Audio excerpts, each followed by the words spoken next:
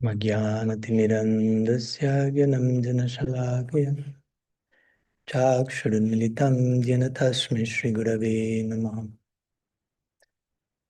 Namashrishtam matmapi satyaputram matrasarupam Rupam tasya grajamurupurim maturim goshtavatim Radha kundam girivaram mahoradhikamadhavasam Prapto yasya pratitha kripaya Shri Gurum tam natosmi Vancha kalpatarubhyascha kripa sindhubhyaiva cha Patitanam pavanebhyo vaishnavebhyo namo namah Nikhila shruti molli ratnamala dhyate nirajita padapankajanta Aji mukta kulairupashyamanam paritashtam harinam samshrayami Anarpitacharim tirat karunayavatirana kalho Shamarpaitumunnatojvalarasam svabhakti shriyam Hari purata sundaradhyuti kadamba sandipitaha Sada hridaye khandaresh purato vasachinandana Ajanulambita bhujo kanakavadato Sankirtanaikapitaro kamalaya takshu Vishwambaro dhijavaro jugadharma palo Vande jagat priyaparo karunavataru Ladini shakti sarupaya gauranga suridaya cha Bhakta Shakti Pradhanaya Gadadhara Namostute He Krishna Karuna Sindhu Dina Bandhu Jagatpate Gopesha Gopika Kanta Radha Kanta Namostute Radhe Vrindavanadishe Karunamrita Vahine Kripaya Nijapadabja Dasyanmayam Pradiyatam Bhaktya Vihinaya Paradhalakshay Shiptascha Gamaditran Gamadhe Kripa Maitvam Sharanam Prapanam Vrinde Maste Charanarvindam Vrinde Maste Charanarvindam Shri Satchinandan Gaur Hari Ki Jai Shri Harinam Sankirtan Ki Jai Shri Navadvip Dham Ki Jai Shri Mayapur Antardvip Dham Ki Jai Tadatmya Parikram Ki Jai Sadhu Sangha Ki Jai Gaur Praman Hmm. Hmm. Oh, good evening again to all of you. Pranam.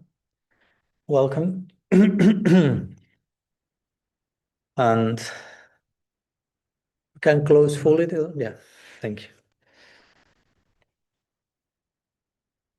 So we are yesterday, or the day before yesterday, I don't know when we began officially the parikram. A year ago, probably, when the idea came to mind, we started to share it. We started our Zoom gatherings. So we have been warming up for a while. And somehow, in one way, the warming up never ends because there's always a further arrival. But in one sense, we are finally here in 3D, in person, in Navadvip, after some time of making all the arrangements that are required for us to have a group of 20-something people meeting together in a place like this. So that's a big thing. So deep gratitude and congratulations to each one of you for making your respective arrangements, struggles, prayers, collection, whatever needs to happen for us to be here today. And of course, for all that you will invest during the next coming days for us to remain here today, in these days, right? And to go deep and deep into this experience. So I as I say, we try to arrive to Navadvipa with some anticipation by doing our online meetings as a way of not just coming here bodily, but our minds and hearts still in our respective destinies and arriving here just by the time we have to leave here physically. But arriving here internally before we arrive there here physically. So hopefully our meetings have that purpose. And as I like to say always, this is a unique experience. It will be a unique, irrepeatable experience with a unique group of people, like each one of you. And even if we will manage, which probably will never be possible, to just make another program with exact people without anyone less nor more, still you will be a new version of yourself. So it will be new. So it's never the same. So it's irrepeatable, ever evolving, unique. So yeah, we pray to receive the necessary samskars or devotional impressions that may create whatever holy shift needs to take place in our hearts to continue going deeper into rediscovering not only who is Mahaprabhu, the land of Mahaprabhu, rediscovering ourselves in that context, rediscovering friendships, relationships, brothers and sisters, rediscovering our faith, because sometimes we can come to a pilgrimage with a faith crisis, or we can come with a strong faith and we have a faith crisis in the pilgrimage because we thought we had a strong faith, some things going on and whatever needs to happen. But we are all here in the service of everyone's faith, each other's faith. So that's very important. So, and as I always like to say, we are here also to honor our legacy, like we have been trying to do in Kolkata yesterday, visiting Prabhupada's birthplace, the birthplace of ourselves through his birthplace, through his own birth. We have been born in many ways, the birthplace of the Gaudiya Mat, Bhaktisiddhanta Saraswati Thakur, so many birthplaces. And in one way also this place, Mayapur, Navadvipa, Mayapur is the birthplace of Sri Chaitanya Dev. Tomorrow we'll go specifically to another tree where someone else was born under another tree, like it happened in Kolkata yesterday. So in one sense, we are here because Mahaprabhu was born, basically. Right? We are a byproduct of Gaur Lila. So someone asks you in the street, who are you? You can say, I'm a byproduct of Gaur Lila. I hope the other person will understand your it may take a few weeks for you to explain the answer, but it will be no doubt a very exciting conversation, right? Because as we will try to explain during these days, in the mornings, in the evenings, in the afternoons, and hopefully during our dreams, these days, we will try to go deep into Mahaprabhu. What's Mahaprabhu? Right? Mahaprabhu is not just a mere bridge into Krishna Lila. Thank you, Mahaprabhu brought the holy name. Okay, let's go to Vrindavan. We cross the bridge, we can burn the bridge, nothing else to do. Vrindavan ki jai. No? But Navadvipa is Vrindavan in a very unique way, as we will see. It's not different from Vrindavan. As Mahaprabhu is not different from Krishna, but Mahaprabhu has its own uniqueness, as we say. Mahaprabhu is Krishna experiencing what he couldn't experience as Krishna, interestingly enough. No? Braja Lila, as unlimited as it is, has its own limitations. And for that, the Braja Lila had to expand in a particular form called Gaur Lila. Vrindavan had to expand in a particular form called Navadvipa. For Krishna, the king of rasa, to be able to relish that rasa that he was not able to relish as Krishna in Vrindavan. So one says, as I like to say, Mahaprabhu is the upgraded version of Krishna. No? It's Krishna, right? Let's not be dualistic. Mahaprabhu and Krishna are not two different guys, okay? Be careful not to fall into polytheism. No? Like Krishna, Mahaprabhu, Nishrimhate, Brahmachandra, different gods. No, they're all the same, one non-dual, absolute, expressed in a variety of emotional dispositions. So Sri Chaitanya Dev Mahaprabhu is Krishna relishing the depths of his own heart, the depths of Radha's heart, as we know, as we will see these days. Mahaprabhu is Krishna in a very unique exploration, in a very unique experiment, in a very unique laboratory. What's the glory of the love of Radha? What's the happiness she experiences? What's the beauty she perceives in me? Krishna is obsessed with all these questions.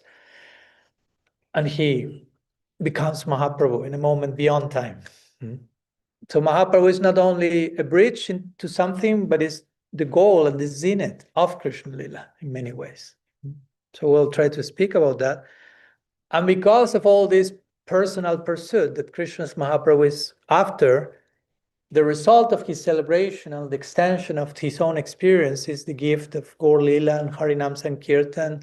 And again, we are a consequence of that. Here in Navadvipa, aspiring to the ideals gifted to us by the golden volcano of divine love.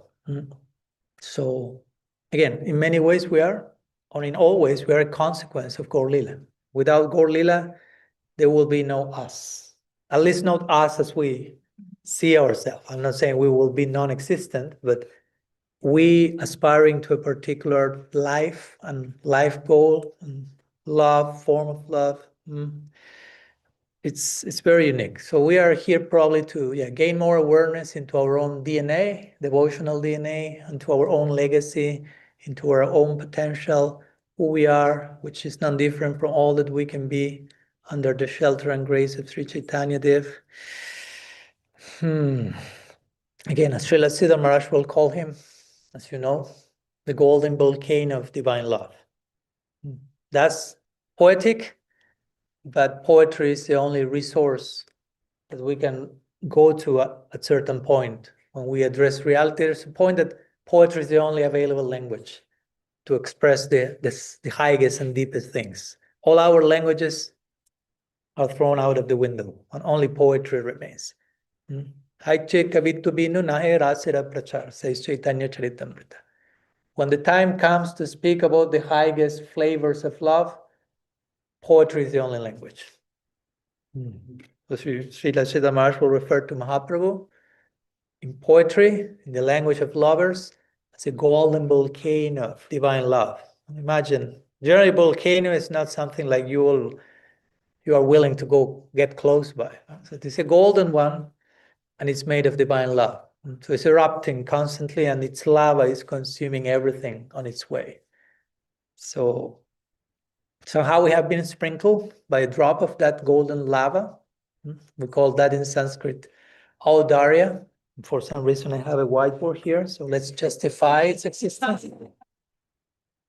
Let's become a little nerdy and use a whiteboard for a moment.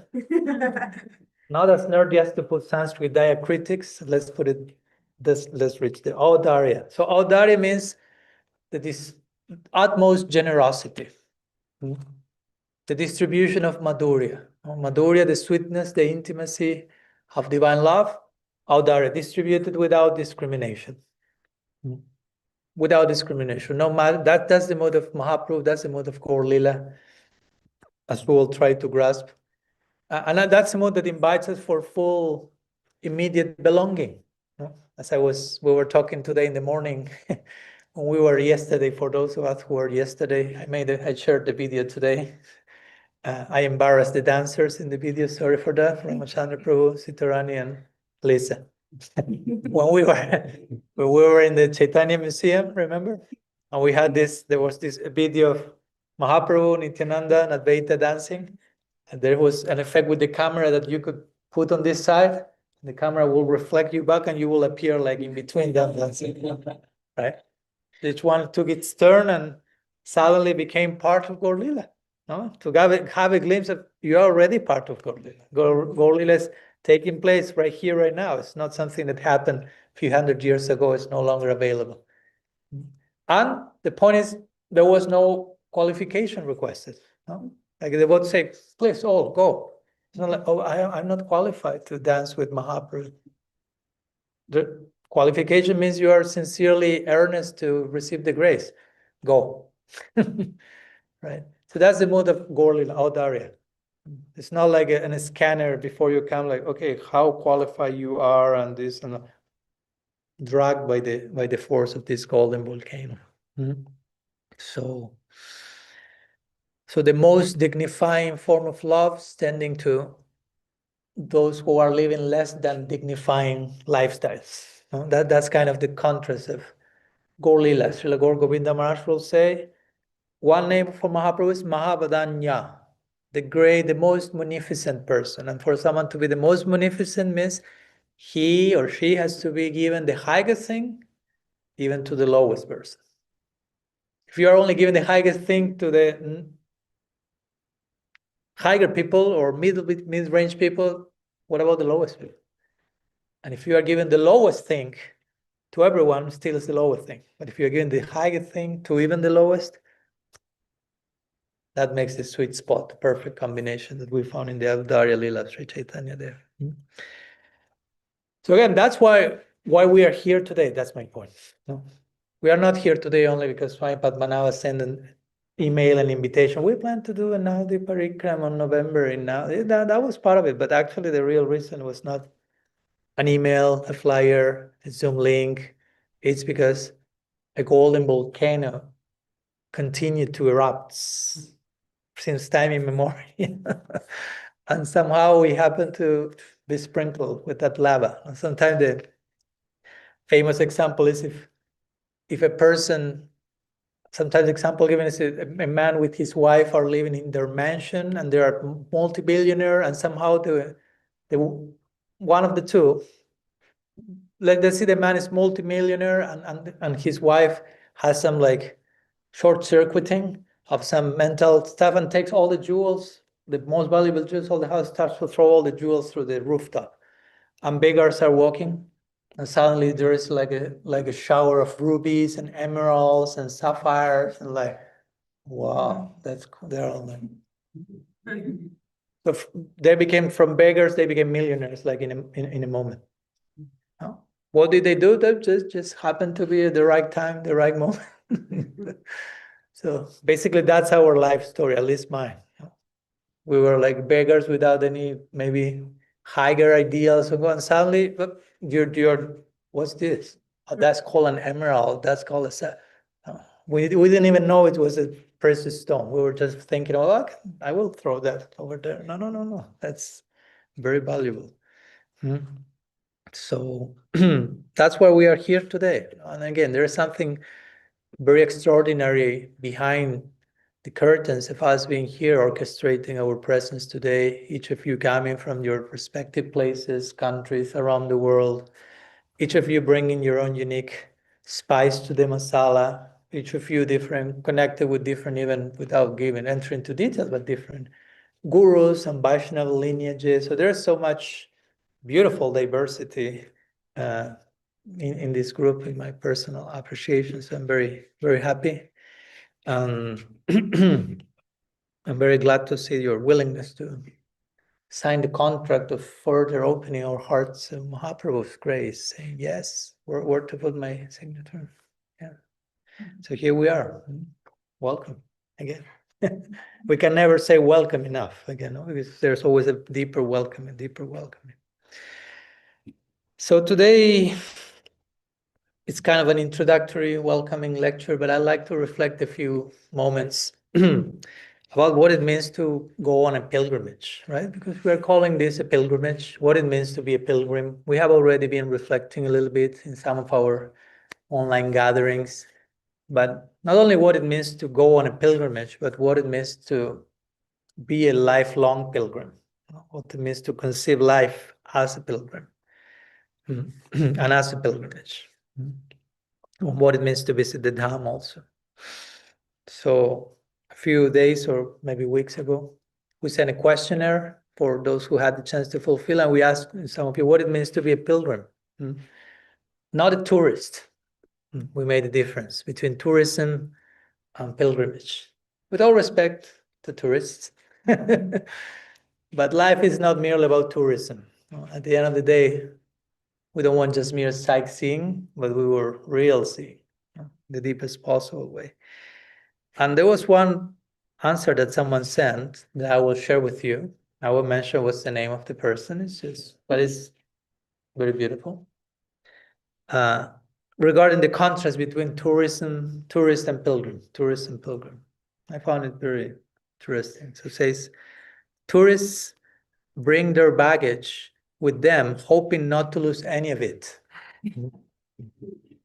Sorry, Patrak, that was not the case. Pilgrim by force. A truck lost his luggage, literally. I mean, not him, the airlines. It's not your fault. So tourists bring their baggage with them, their baggage, not only their luggage, their baggage, hoping not to lose any of it. Pilgrims bring their baggage with them and hope to lose it, step by step, into the roadside fires. Tourists tend to be bystanders, spectators, wanting to suspend what life's responsibilities ask of them. Like take a break from being responsible in life. Pilgrims enter into the life of the moment, seeking ways to be more responsible to the call of their potential. Tourists come for entertainment. Pilgrims come with the hope of inner attainment. Sounds similar. Entertainment, inner attainment. It's its own form of entertainment. Entertainment, inner attainment. And tourists are continually leaving. Pilgrims are continually arriving. So you make your choice, you have free will, but we came here for a pilgrimage, trying to be pilgrims in a further continuous ongoing arrival. As I say, we are in a constant search. Whether we know it or not, we are in a constant search, as Srila Siddhartha will say, for Sri Krishna reality, the beautiful.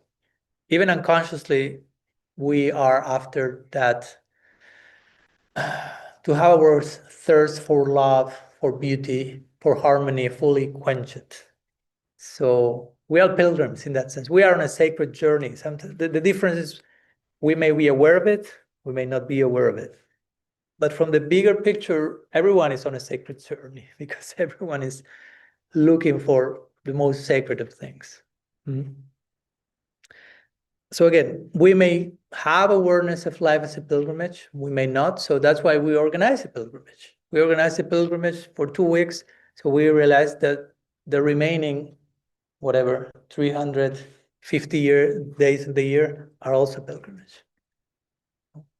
Like sometimes we may create a ritual space, sacred space with lamps and something. Okay, now we're entering sacred space. But that's just a way of reminding us every space is sacred.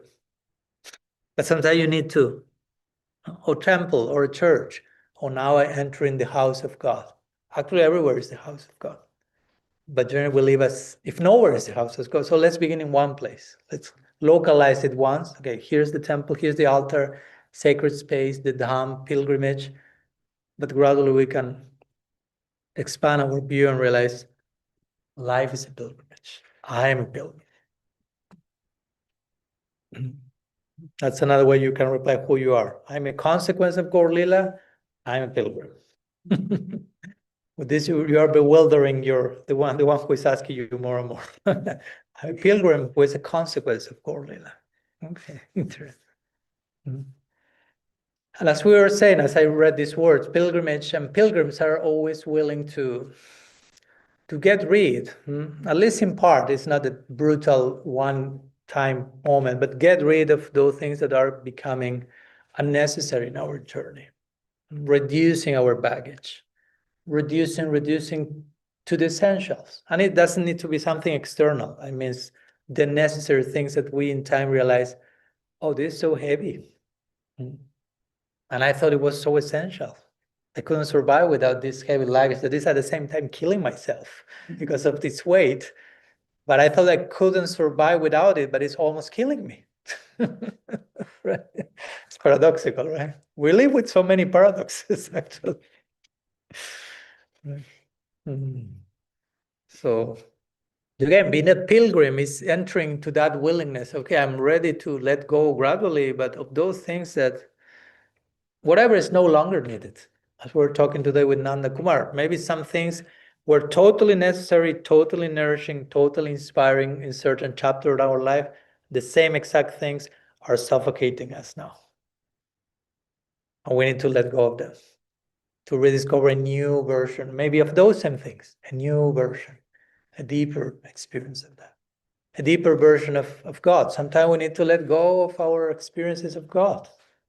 Like Father Richard will say, incredibly, he says, our our last experience of God is usually our greatest obstacle to our next experience of God. That's powerful. That invites for deep pilgrimage. Not only letting go of wrong ideas of God, letting go of very real, not letting go, but not being too much attached to certain experiences of God that may prevent for new experiences of the ever-evolving mystery of the divine. So we're talking some weeks ago in England, the word spaciousness came many times. Pilgrimage is something to bring spaciousness, but to create that spaciousness, sometimes you also need to stop hoarding certain things that are not allowing for spaciousness. You go to the house of a hoarder, the word spaciousness is not appearing in the dictionary there. Right. Even if they are hoarding dictionaries, you look at the dictionary, the word spaciousness won't be there in that house in particular. Sometimes we are hoarders in the sense of accumulating things that we need to release to invoke the necessary spaciousness to breathe, to be aware of the things that want to enter into our lives. So again, pilgrimage is about that, creating the time, creating the space, creating the attention to also make space for the answers or the questions that we need to receive, that sometimes we are not able to hear in the dynamics of our daily life, with all honor and respect to our daily life also. So in Sanskrit, there are a few words for pilgrimage. Let's go there for a moment. Interesting words, each one of them. One of them is, and again, let's continue justifying the whiteboard, the different colors I have here. So one word for pilgrimage is tirtha. Interestingly, tirtha means a place of pilgrimage, but also tirtha means pilgrimage at the same time. Like implying, if you are on pilgrimage, you are in the place of pilgrimage. So if you leave as a pilgrim, you are in the place of pilgrimage always. Tirtha generally translates as crossing. So indicating crossing from, again, non-sacred space to sacred space. A crossing, some type of moving from one place to another. It doesn't necessarily need to be external. Sometimes it's external with the purpose of creating that shift internally, going into a journey, into a quest. Moving physically to make some movement internally, to pay attention, to discover a new angle of vision. So tirtha as a crossing, as a pilgrimage. So I can see my own self, my life from another angle. Another word for pilgrimage is yatra. You may have heard that. Yatra. Expedition. Sometimes yatra also means festival. Like Ratha Yatra. Yatra also means the festival of chariots. So Julan Yatra, right? So yatra means festival and yatra means pilgrimage. In other words, ideally pilgrimage has to be a celebratory festival. No need to have like lights and balloons and cakes every night, but celebration is from another place. No, I'm going on a pilgrimage out of a celebratory spirit and continue to extend that celebration. Yatra, celebratory journey. Another way of saying pilgrimage. That pilgrimage have to be executed from a positive place. Pilgrimage is not just let's do tapasya and suffer and not eat and let's voluntarily put myself outside of my comfort zone. All that, yes, also. But let's keep a positive purpose for the whole expedition as a priority to accommodate everything else. And probably the main word that most of you may know for pilgrimage is parikrama. I will share a few words about parikrama.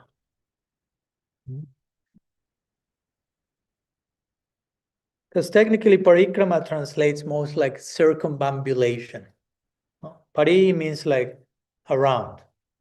And krama means like steps, like to walk around. Generally, many times in Vedic culture, something that is venerable, you walk around that. Whether it's a great personality, a temple, Tulsi, whatever, no? Circumambulation. Tulsi parikram, Vrindavan parikram, circumambulation, Navadvipa Dham parikram, and so on. So, to walk around. Of course, again, parikram, walk around, doesn't mean we will be all day for the next 2 weeks running around and from one place to another, because that means parikram, to walk around, so we'll be exhausted as the essence of parikram. No, that's not the idea. But the idea is like, to walk around means to gain all the possible perspectives about whatever I'm walking around, right? If I'm looking at Amanda Bikram now, I'm seeing one part of him. But if I walk around, I see all the other facets, angles of his personality. 360 degrees. 360 degrees. 360 degrees. Full circle. Full circle. So that's what we will try to do in the parikram here. No, we may not be running around like trying to visit 108 places per day. We may visit one place per day, but we'll try to do parikram. Not only literally walking around something or someone, but trying to explore what that particular place is about from as many angles as possible to gain a more comprehensive understanding and approach to that situation. The word parikrama also is very connected, as we have talked a few times, with the word pari. There are many pari words in Sanskrit. Pariprashna. Pariprashna. Gita, in the Bhagavad Gita, Krishna says, thank you. Tadvidhi pranipatena pariprashnena. Pariprashnena pariprashna, which means he speaks about the duty of a student, which is to inquire. Prashna means to make questions. And pari means, again, around. Like to have a passionate inquiry about what I'm asking, and to be not just as an intellectual exercise, but I want to love Krishna. I'm fascinated by that ideal. I will be pursuing that object of my affection from all possible angles. So from that place comes the pariprashna. So parikram is, if you inquire from that place, it's like doing parikram around the object of your inquiry, like circumambulating that, like offering respect by presenting questions from different angles, which show your willingness to understand properly. So in one way, pariprashna is its own form of parikram, and parikram is its own form of pariprashna. We'll go on parikram, but we will do pariprashna. We'll inquire and open ourselves and explore from different angles. Okay, what's this? What's Yoga Pit? What it means Mahaprabhu was born here? What's Sriva Sangha? What does it mean?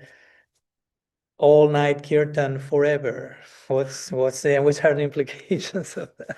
How all that relates to me in my daily life, feeding my cats and having to pay the bills, and these guys rolling on the ground in ecstasy, creating pools of tears. How to bridge all these things that may sound sometimes too otherworldly, and somehow connect with our experience. So parikram, pariprashna. Who else is there? Parikshit Maharaj. You know Parikshit Maharaj? That's another word which means with pari. Pari ikshit. Iksha means like looking. Iksha X. So pariksha means like he who is looking all around. That's the main character of the Srimad Bhagavatam in one sense. And his name is the Inquirer. Sometimes Parikshit translate that the Inquirer. He's who is looking all around, because so we know Parikshit saw Krishna in the womb. Interesting darshan. And after he went out of the womb, he was so fascinated about what he saw in the womb that he couldn't stop but looking for that person that he saw in the womb. He will investigate every person to see, are you the person I saw in the womb? No. So he was inquiring, examining. Sometimes Parikshit is called examiner. So he was like madly after the object of his of his inquiry. So, and as we always say, right, Krishna is ever evolving. So even if you say, he saw Krishna, but he continued to see Krishna, we can always meet him again, discover him again anew. So here we are, as pilgrims, each of us having our own experience of the divine for sure, hopefully, but knowing that this is an ongoing affair, ongoing matter. So Parikshit could be a name for a pilgrim, basically, not only for Parikshit Maharaj. Proper pilgrim, Parikshit, person who is constantly thirsty for the presence of the divine, looking for a new, how do you say, breadcrumb, right? Over here, some footstep to follow. Again, and we are dealing with an ever-evolving absolute, so there's space for ongoing exploration. We are in Navadvipa, Navadvipa Parikram. So we already mentioned Parikram. Navadvipa, of course, very simply means 9 islands. There are 9 islands in Navadvipa. We can see them in detail later. Godrum Dweep, Modadrum Dweep, Antardweep, Kola Dweep, Janu Dweep, and so on and so on. All Dweep. Dweep means island, And Nava means 9, but also Nava means new. So we are in the new island, ever new, ever fresh, because we are talking about an absolute who is Nava Yovanam, name for Krishna Mahaprabhu is ever fresh, ever new. So Navadvip, an ever new island, invites for parikrama, right? For examining all around something that is ever new. So we can remain doing this parikrama forever. You can remain circumambulating the absolute for eternity. That's why Krishna, the gopis in Vrindavan do the circular dance, Rasa Lila. It's a form of parikram, revolving around Radha and Krishna, the center of love, revolving every night since time immemorial, and they have never found, oh, a parikram is over, nothing else to discover, nothing else to serve, nothing else to honor, continue. And the parallel of that in Navadvip would be the Rasa Sankirtan in Sri Vasangam. Every day, every night, forever. And also Navadvip, as we will be mentioning, is being 9 islands has a connection with the 9 aspects of bhakti that Prahlad Maharaj describes in the Bhagavatam. Some technical details. Shravanam, Kirtanam, Vishwashmanam, Palsevanam, Archanam, Bandhanam, Dasyam, Sakyam, Atmani Vedam. So the island we are here now is called Antardvip. We'll talk more about these days, but this is one of 9 islands. Antardvip. Antar means internal. And Antardvip is connected to the anga or the aspect of bhakti called Atmanivedanam. I'm not writing anymore. I had to. Anyhow, Atmanivedanam means what? Sorry? Yeah. Yeah, like self-surrender, offering ourselves, making ourselves an offering, understanding that it's not so much about offering things to Krishna, but offering myself through the things to Krishna, right? So making myself an offering, understanding I am the offering. I am the grain of rice that goes to the fire when someone says swaha. The grain is just a user-friendly representation of me, because it may be too much to jump into the fire directly. Right? So Atma Nivedanam, also Atma in Sanskrit means soul, but also means mind. It also means body. So it means all the dimensions of our physio-psycho-spiritual existence. So the idea is, therefore, to engage in that Atma Nivedanam by offering all our faculties in parikram, trying to make this pilgrimage as holistic as possible. The physical dimension will be walking around the sacred dham, visiting the places that Mahaprabhu, his associate, had been there. Intellectual dimension, of course, trying to assimilate new content, hopefully not getting stuck in our head, but trying to make the long pilgrimage from head to heart. A few centimeters may take a few lifetimes, but that's one of the main pilgrimages. Of course, sharing in circle, emotional dimension, opening our heart, revealing our mind. And of course, spiritual dimension in all of this, and being present in the Dham, praying, engaging in Kirtan, hearing Harikatha. Just being in the Dham, no, this is important. Let's write something. Dham, let's go to the concept of Dham. Dham is a very interesting word. Means many things, light, effulgence. It also refers to the personal abode of God. Of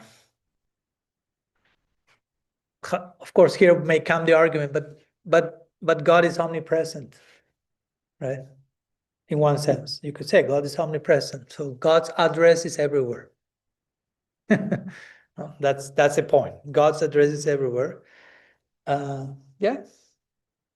But at the same time, like Srila Prabhupada made the example of the capital, the king and the capital, right? Like, okay, the king is in charge of all this, the city, and he's present everywhere, being in charge of the city, but he has his inner chambers at the same time. So in one sense, God is present everywhere in a general way, but also there are a particular place where he was in his personalized form, appearing, executing certain leelas.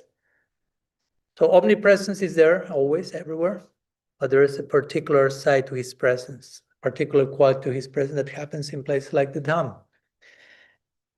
There is a joke about this, a philosophical joke. It's a little bit fanatical, but I will tell it. It's not so much in line with my interfaith opening, but it makes a point. It makes a point. All my Christian friends will understand this. Don't take offense. You know, maybe you know the joke already. Two friends from childhood. So there are two friends. Eventually, one becomes a Gaudiya Vaishnava Acharya, and the other one becomes the Pope. So, but they haven't seen each other for decades. So they get to know about each other because, well, if your friend becomes a Pope, you come to know about that. So they somehow got in touch, and they organized a meeting. So the Pope invited the Gaudiya Vaishnava Acharya to the Vatican. So they got together, they met. The Gaudiya Vaishnava Acharya brought some Jagannath Mahaprasad. They shared Katha, they shared their life journey, of course. I mean, while they were talking, the devotee, the Vaishnava, he sits at the back of the room in the Vatican like a red phone. Nobody knows that joke? Okay, then those who know. So he says, like, what's that phone for? And the Pope said, to speak with God. Oh, interesting. Can I try? Yeah, of course. So he speaks. Like for just 5 minutes. Okay. Thank you. And he was like, Jai Bhagavan.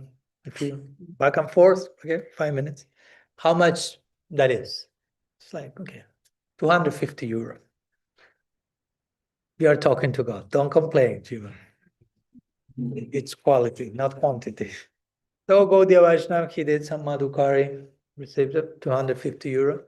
Some time passed, and then the Vaishnava invites the Pope to Vrindavan after a few years.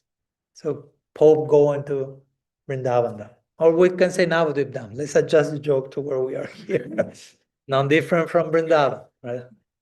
So Pope is arriving to Navadvipa, big event, right?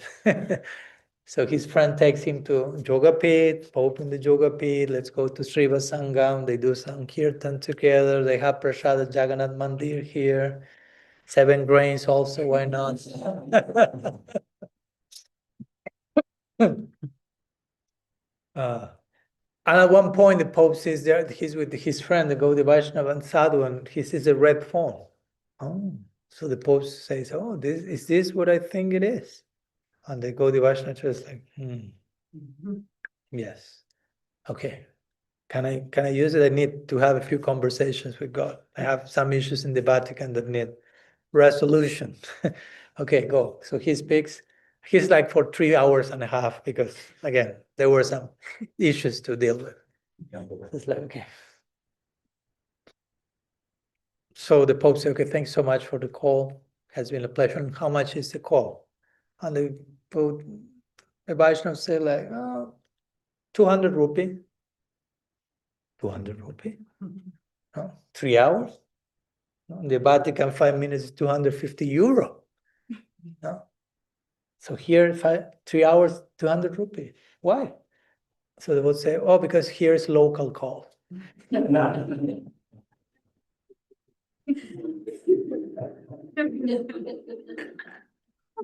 A little bit sectarian. I told that joke a lot in my fanatical early years. Now I'm just telling in the context, make the point of the movie. Just in that context. Don't take that out of context. Right. So all that to say, Dham. Dham refers to a personal abode where God descends on earth, is born, interestingly, the unborn becomes born on earth, performs lila with his eternal companions. So here we are. This is one of those. There's not only one of those places, of course, but this is one of those. So interestingly enough, in the scripture, Dham Bhas, Bhas means to reside. So to reside in the Dham, just be there, is one of the most powerful forms of bhakti. Just being in the Dham. I mean, with this, I'm not inviting laziness in the group. Please, we need to wash the dishes and to cook. You need to do your own laundry, please. I'm just being in the Dham. Someone else can do the laundry. No. But it's an interesting point because many times we are not so okay with just being, right? We are more human doings than human beings. If someone says, no, you can just be. What? No, I need to do something. If we see other people doing something and we cannot do something, we feel useless. Oh, how can I don't feel useless just being? So Dhambas is a very interesting aspect of bhakti that invites for being. Rupa Goswami mentioned 64 main expressions of bhakti. I will say 59. And then he, at the last 5, he mentioned 5 more who he already mentioned before, but he re-mentions them, say these 5 are especially powerful. Sadhu Sangha Nama Kirtan Bhagavat Shravan Mathura Bas Sri Murtir Shradai Sevan, which is Sadhu Sangha, Nam Kirtan, Bhagavat Shravan, hearing the message of the Bhagavatam, and it's not limited to the book Bhagavatam, again, Chaitanya Bhagavat, Brihat Bhagavat Amrita, Lagu Bhagavat Amrita, the life story of the divine. That's Bhagavatam. Remember what we said in where? In UK, Prabhupada speaking about John, how do you say? John of Arc? John of Arc, and he'll say, oh, that's Bhagavatam also. Right. Worship of the deity, Sri Murtir Shradaya with faith, and Mathura Bas. But Mathura means Vrindavan, and Vrindavan also by extension means Navadvipa. Mathura Bas, Dham Bas. So just being here is bhakti, interestingly. Swarup Siddha Bhakti, one of the most, Panchanga Bhakti, one of these 5 most powerful experiences, forms of bhakti. That's why our acharyas say, of course, sometimes you cannot live here physically. So if you cannot live here physically, try to live here mentally. But of course, if you happen to be here physically, like we do, let's try to be here mentally as well. It's not just, oh no, I'm doing Dhambas. I'm just my 3-dimensional bodies in the Dham. I don't need to care for what's going on inside. No. Let's try to invest all our faculties. So we used the word tirtha before, tirtha, as a place of pilgrimage or as a place of crossing. So there is a difference between a tirtha and a dham. Because tirtha is more a place that many people go to get there and from there to live somewhere else, to cross to some other place. Like, I don't know, Varanasi in India is a famous place for that. People go there to die because they think by dying here, I attain moksha, liberation. So I die here, I go somewhere else. But for us, Dham is not a place to go, so we go somewhere else. But Dham is a place we want to go to stay there forever. No. So the Navadvip here is a replica of the Navadvip in eternity. The Vrindavan on earth is a replica of the Vrindavan in eternity. So hopefully we have glimpses of eternity during these days together, as we will always say. For me, a glimpse of eternity is we are sharing in such a way that we will feel at one point, oh, I could be doing this forever. If you get to that point of feeling, oh, I could be doing this for eternity, literally, then you're having a genuine glimpse of your eternal life, your eternal prospect. So the Dham has different forms. Sometimes there are different terminologies. A few more moments. I know it's not so early. You may be tired. Please bear with me. Prakat. Prakat. And let's use the two colors to save some ink. And aprakat. So prakat means manifest. Aprakat means unmanifest. So the aprakat dham or the unmanifest Navadvip will be sometimes mentioned like the Navadvip in eternity. The prakat dham, the manifest dham, is the one we are seeing here. But also there is a aprakat prakat dham, which means we are here now in Navadvip, but actually Mahaprabhu and his associates are performing their lila right here, right now. We may not be seeing any of that or hearing any of that, but many times we've heard from great personalities, they catch a glimpse of that. Oh, it's still taking place here. Oh, it's Srivasanga here and there and that. So it's unmanifest, but becomes manifest for a moment to show us the non-distinction between them. Like we were talking yesterday in Kolkata, when Prabhupada Bhaktisiddhanta went to Kolkata, while his guru said, never go to Kolkata. And the first thing he did was go into Kolkata. So everyone was like, why? He said, I never went to Kolkata. I said, come on, we are talking, we are in Kolkata now. We are speaking. No, I never went to Kolkata. I always remain at the feet of my Guru Maharaj. Kolkata is state of consciousness. Vrindavan is a state of consciousness. Let's say now there is a state of consciousness.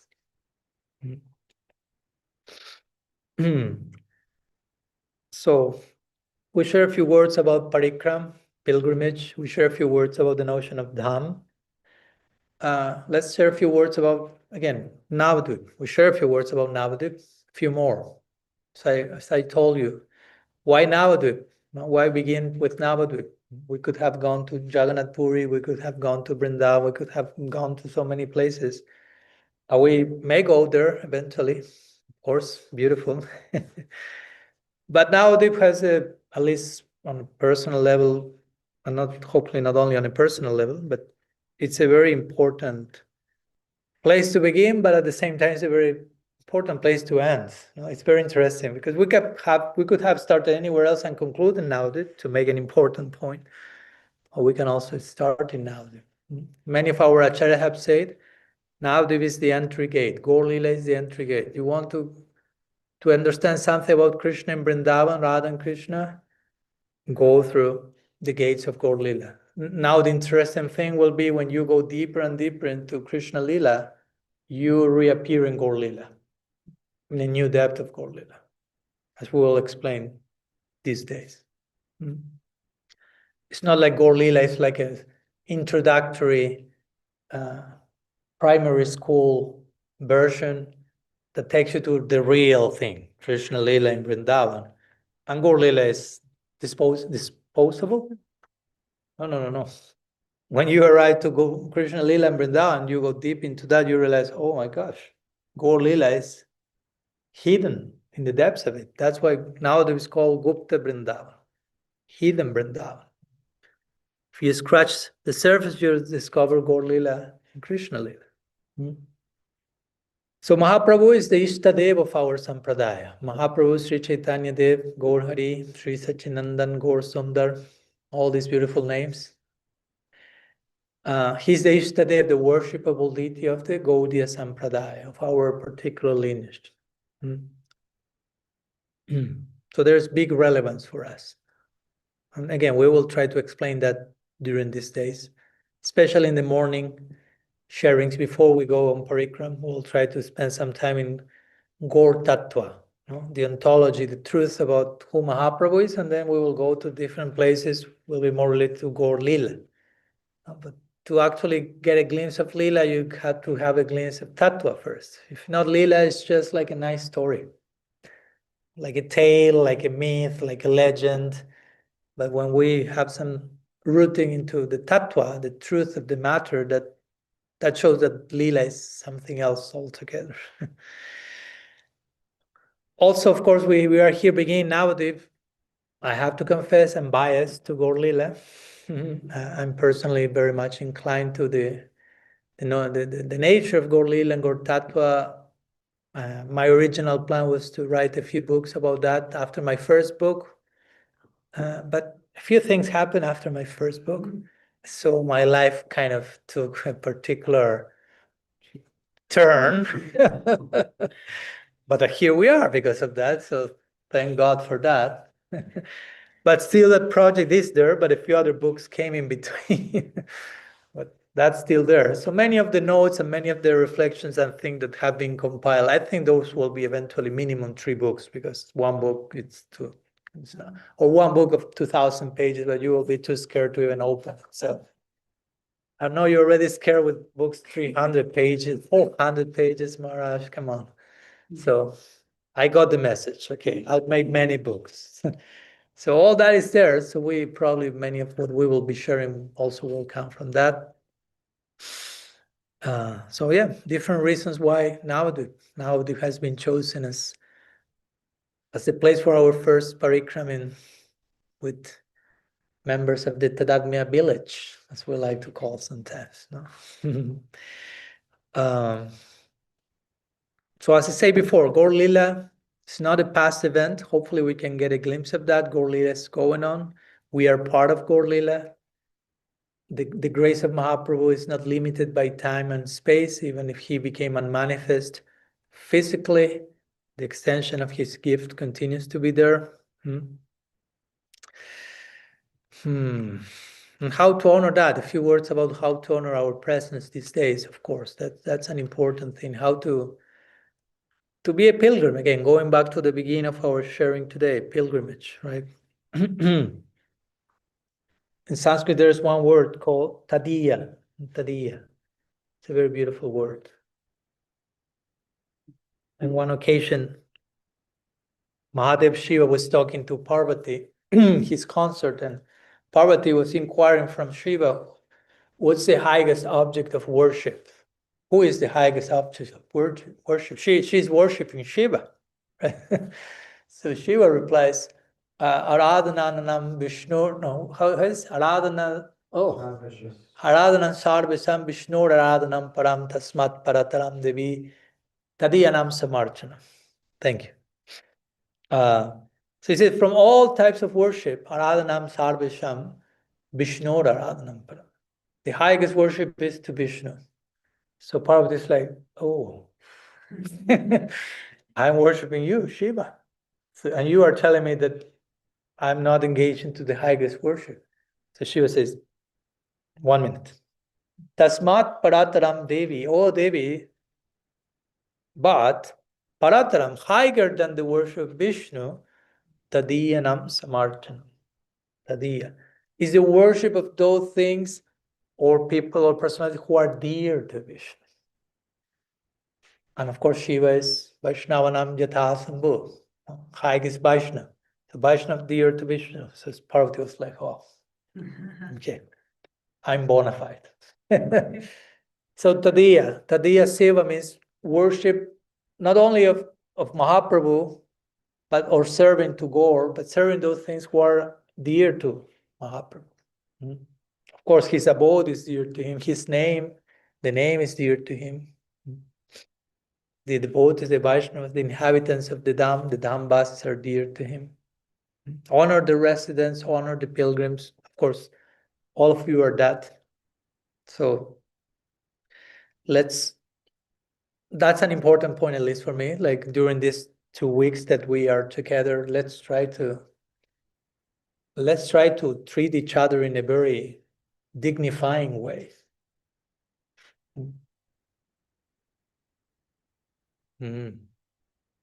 Let's bring dignity to each other's existence by the way we treat each other. Let's remind each other, let's mirror to each other all the potential for love that each other has.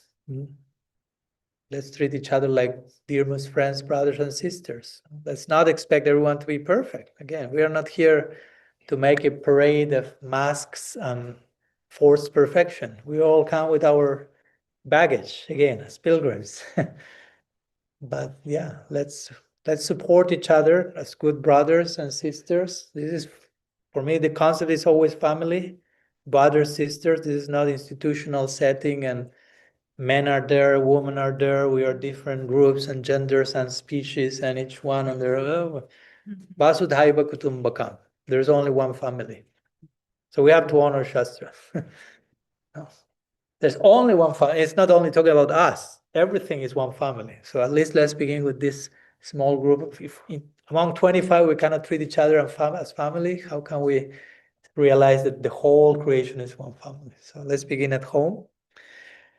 And since we are in the land of Mahaprabhu and we want to honor Mahaprabhu, let's honor Mahaprabhu. He's the golden Lord. Let's honor the golden rule of the golden Lord. Trinadapi Sunichena Tarodapi Sagishnu Namani Namanadina Kirtaniya Sadhari. We could do the whole retreat based on that verse only. But let's better do it in putting it into practice. We may not be talking every lecture about that verse, but in how we relate to each other, humility, compassion, forgiveness, respect, healthy boundaries if that's required, it's fine, but all in the spirit of honoring the sacredness of every pilgrim. Do we agree? Do we sign the contract? So, of course, again, pilgrimage. We are on pilgrimage. There will be challenging experiences, whether the challenge come from inside, come from outside, environment, mosquito, your neighbor, loudspeakers, weather, whatever. Life happens. And it's okay. It should happen. But at least we are trying to build together to craft a safe space, safe vessel. So no matter what challenges or whatever we may be going through, that all can happen in a safe vessel, in a sacred space. As we were talking the other day, the goal of life is not try to avoid all challenges in life. You won't grow if that's the case. So the real thing is, let's craft a safe vessel enough to hold us in the most challenging situation. The important thing is to have a safe vessel, not to not go through challenges. That will happen. So these days we can all, on a daily basis, put brick after brick, piece after piece, building.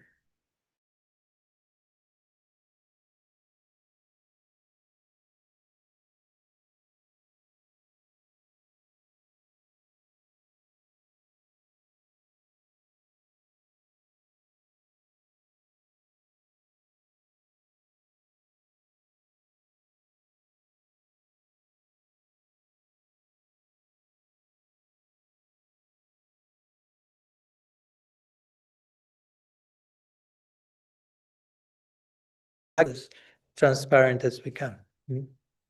So that's for me the central consideration. Hopefully we can all build safe space with each experience, with each place, with each sharing. And everything can be talked about again. There's no taboo topics, no taboo situations, whatever needs to be brought to the table. Hopefully we have a commitment as a group, as a Sangha to honor that. If it comes from a genuine place, it's in the interest of each one of us, as long as it's presented, of course, humbly, respectfully. Again, we have to acknowledge we are dealing with sacred pilgrims here. Yeah, there may be ordinariness and stuff on the surface, but in the depths, each soul is a sacred pilgrim. That's how Krishna is seeing the whole thing. That's how Mahaprabhu is seeing the whole thing. So we cannot, throw his own way of seeing things and put ours as more accurate. So Sriman Mahaprabhu at this precise moment is looking at each one of you and say, oh, these sacred pilgrims have come to my land, You come here. Yeah. So God himself, Bhagavan, is moved in his heart by seeing the effort each one of you coming, your struggles, your prayers, your longing, your hopes. I mean, again, don't forget, it's not just something that is going on in your own heart. In the heart of your heart, Mahaprabhu is residing there, taking note and trying to participate as much as he can and as much as we allow him to participate. And as we talked already how to prepare for this pilgrimage, maybe the preparation is just remaining open to wonder, to whatever needs to knock on our door, to let go of what I want so we can receive what I need. Hopefully someday we can find reconciliation, say what I want is what I need is what I want.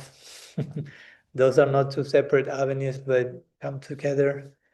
And trust, no? Trust the unfolding of the journey. Trust that if I'm coming to a place like this with sincerity of purpose, if I'm joined by sincere souls, nothing but what I need can happen. Trusting that alchemy. Right? If I'm coming from a sincere place, I'm joined by sincere souls. We are all together in sacred land, holy land. I mean, nothing but what I need, really need, most need, will show itself to me. And I want to be prepared and open and willing to receive that. So again, there will be adventure for some of you, first time in India, for some of you, first time in Navadvipa, for some of you, is second time in Navadvipa, but after 50 years. So it's basically first time in Navadvipa because it's a new place in many ways. For some of you, you are meeting each other in person for the first time. Adventure. All that is adventure. First time in India, adventure. First time in Navadvipa, adventure. First time meeting some of you in person, adventure. That perfectly fits the God we worship. Urukrama, the great adventurer. That's one name of Bhagavan, the great adventurer. So I like to say God is more interested in adventure than in preserving the status quo. That's boring for him. Let's keep the status quo. Let's keep things as they are. Adventure. Lila means adventure. Gaur Lila means Gaur adventure. Right. No, literally. You can translate Lila as play, pastime, divine, but it's adventure. It involves surprise and wonder and risk-taking and all that stuff that makes you feel that you're alive, basically, and justifies your existence. So we'll try to navigate those edges of adventure in a way that is sustainable. Again, I don't want any of you to feel like, oh, that sounds too adventurous. So I always like to say we have comfort zone, a bigger circle, we have learning zone, but if you go beyond that, you have panic zone. So we'll try to keep it into the learning zone. Sometimes we go to comfort zone for a while. Sometimes we may push you a little into panic zone and bring you quickly down there. And mostly learning zone, which is not comfort zone, which is not panic zone either. So between there. When we see any of our brothers or sisters going too much into the comfort zone, go into the panic zone, have to watch out for each other also. So, yeah. Anyhow, we'll be staying here, of course, in Antardvip, in Mayapur, and from this place, this central island, because interestingly, Navadvip, as we say, Navadvip means 9 islands, and sometimes it's compared to a lotus flower of 8 petals and the center of the flower. So Antardvip, where we are now, is the center of the flower, and the other 8 islands are the 8 petals. So we are now at the center of the lotus of Sri Navadvip Dham. Again, the island represents Atmanivedanam, giving of all our faculties for the sake of adventure. So welcome to the adventure. Ready for adventure? You already had Kolkata adventure. You survived that one. You will do very well. Okay, before we conclude, so we continue interweaving our connections, we will do a short exercise in groups of 3, and I can play my singing bowl. So it's a simple one. We'll get in groups of 3. Of course, I will select the groups. My favorite part. And basically sharing in confidence with affection. One person will speak during a minute saying basically something I like to leave behind during this pilgrimage is, you fill in the blanks. And the other 2, bear witness empathically, without commenting, without preaching, without advising, just listening with presence, with empathy, with unconditional regard and compassion. Quietly. And then after a minute or so, I'll play the gong. And the next person, the same thing. Something I like to leave behind during these pilgrimages. Again, a way of disclosing our heart and a way of being heard, accepted, and received. Simple but very powerful exchange. So each one of the 3 will do that. And then after that, I'll play the gong. And we'll go again through the 3. And it's a quality that I want to bring or strengthen during the pilgrimage is whatever. So the first one is something that I want to release, let go, and the other one is something I want to bring into or strengthen. Trust, openness, whatever. Yeah? I'll be playing gong and reminding you of all this. No problem. So I will put, I'm streaming live here. That's interesting. I forgot to record. Okay, I will be recording the other ones. So those who are watching live, do the exercise at home. Go to your neighbors, find 2 more people in the neighborhood. They will understand totally fine. And we will be back in a few minutes, for sure. I'll put pause here to the microphone.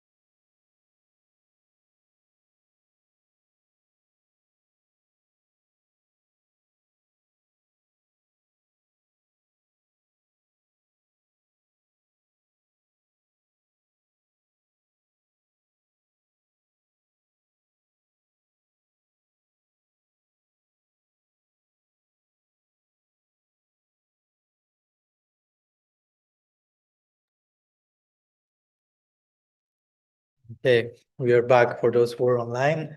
Here we are.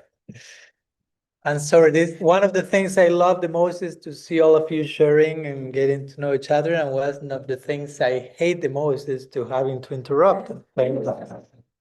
So I hope you are compassionate with me and can forgive me for such an act of violence and disruption. So anyhow, I hope it was interesting experience and a way of further internalizing what it means to be a pilgrim. Speaking about pilgrimage, not tourism. Tomorrow, we are starting even more officially our Navadvipa Parikram.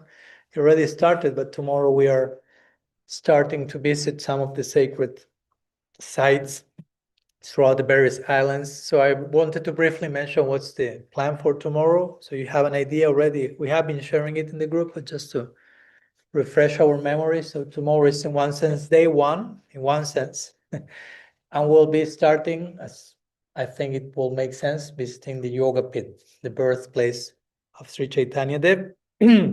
And from there, there's the nearby Sri Chaitanya Mat, which is one of the main, as we spoke yesterday, mats established by Bhakti Siddhanta Saraswati Thakur. You will find his Samadhi Mandir there and so on.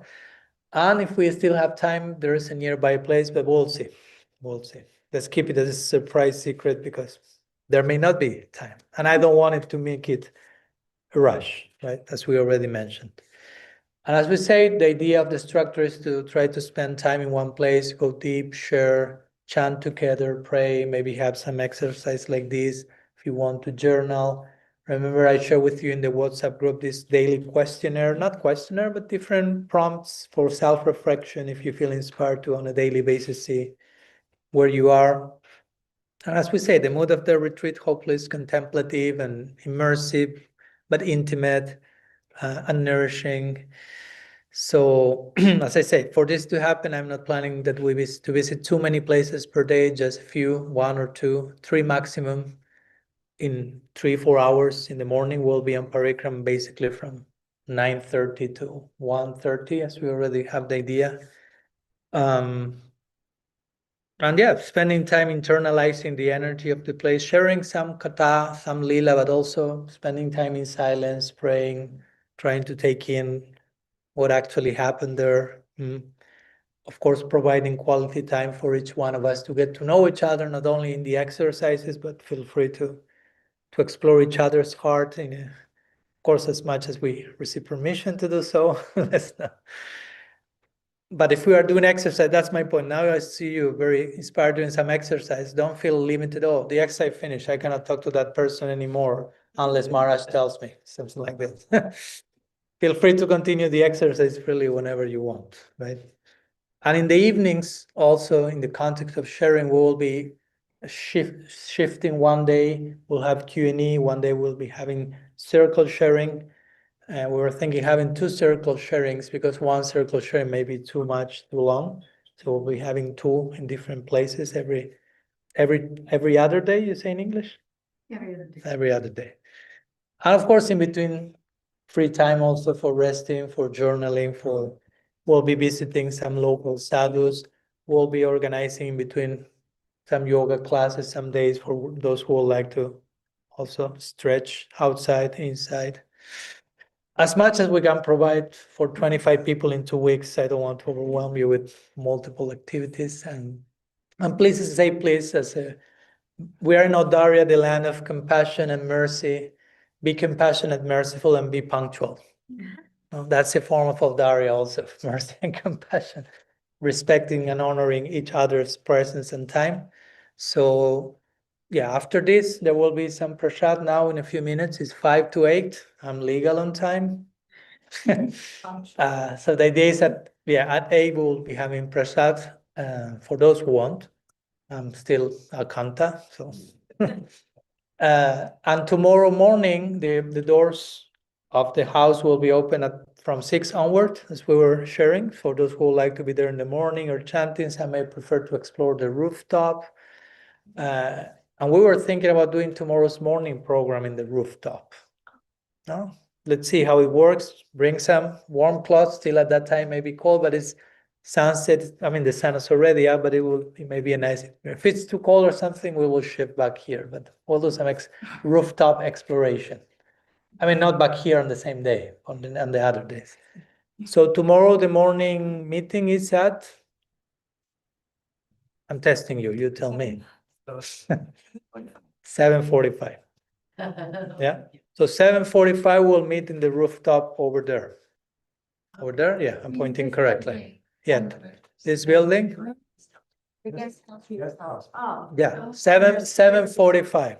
Stairs are on the left side of the building, you just go all the way up. Yeah, so we'll be there. Grab a mat, Yeah, come here, grab a mat and go. yeah.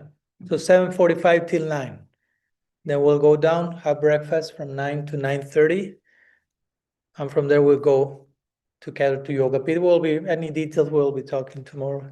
And then we'll return for lunch and so on and so forth. Maybe those of you who have water staying outside, bring your water bottles, because straight after breakfast we'll go on program. So water bottles, a shawl, a hat, whatever you need. Shri Sachinandan Gaur Hari Ki Jai, Shri Navadvipa Dham Ki Jai, Shri Navadvipa Dham Parikram Ki Jai, Gaur Bhakta Vrinda Ki Jai, Gaur Pramanand, Pancha Kalpataru Yasya Vasadhu Paya Vacharthi Tanam Bhavani Pyo Vaishnav.